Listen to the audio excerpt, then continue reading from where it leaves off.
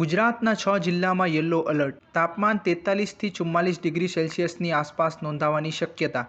દરિયાકાંઠા વિસ્તારમાં લોકો અકળાશે.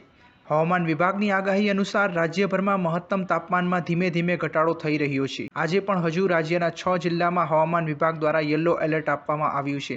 એટલે કે આ જિલ્લાઓમાં મહત્તમ તાપમાન 43થી 44 ડિગ્રી સેલ્સિયસની આસપાસ નોંધાય તેવી શક્યતાઓ છે. આ જિલ્લાઓમાં અમદાવાદ, ગાંધીનગર, બનાસકાંઠા, સાબરકાંઠા, આણંદ અને વડોદરાનો સમાવેશ થાય છે. આ ઉપરાંત દરિયાકાંઠાના વિસ્તારમાં ગરમ ભેજયુક્ત હવા યથાવત રહેશે. એટલે કે ત્યાંના રહેવાસીઓને અકળામણનો અહેસાસ થશે.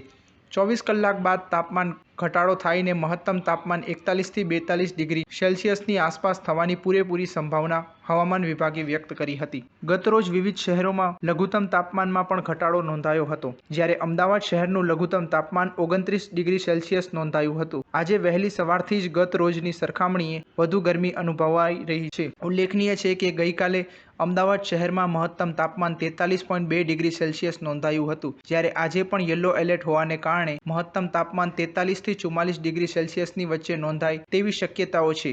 પરંતુ વહેલી સવારથી જ તાપમાનનો પારો સતત વધી રહ્યો છે. સવારના 9 વાગ્યા સુધીમાં મહત્તમ તાપમાન 32 ડિગ્રી સેલ્સિયસ નોંધાયા બાદ સવારના 11 વાગ્યે 35 ડિગ્રી સેલ્સિયસ તાપમાન નોંધાયું છે. સ્ટાર ન્યૂઝ 7 હંમેશા સચ્ચાઈની સાથે.